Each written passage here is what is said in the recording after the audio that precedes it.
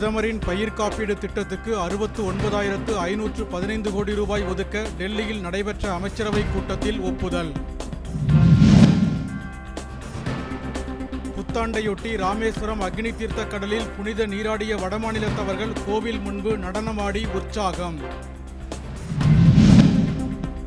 ஆட்சிக்கு வந்தால் 5,500,000 லட்சம் அரசு பணியிடங்கள் நிரப்பப்படும் எனும் வாக்குறுதி என்ன ஆனது? முதலமைச்சருக்கு மருத்துவர் ராமதாஸ் கேள்வி.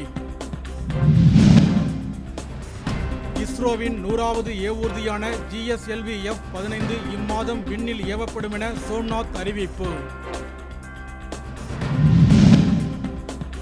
அதிமுக கட்சியையும் இரட்டை இலை சின்னத்தையும் தன்னிடமே ஒப்படைக்க வேண்டும். தேர்தல் ஆணையத்தில் ஓ பன்னீர்செல்வம் வாதம்.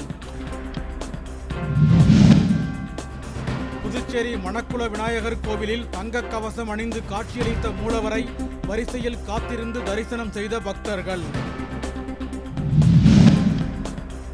ஓசூரில் உள்ள வரசித்தி ஆஞ்சநேயர் கோவிலில் விவசாயம் செழிப்பதற்காக சாமி மீது கடலைகளை வீசி எறிந்து பொதுமக்கள் வழிபாடு.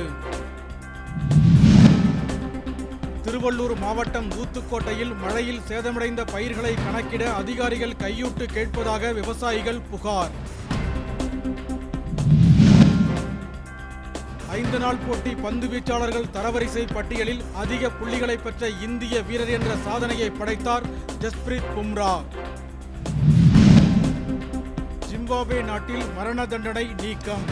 எந்த வகையான குற்றங்களுக்கும் நீதிமன்றங்கள் இனி மரண தண்டனை வழங்காது என அறிவிப்பு.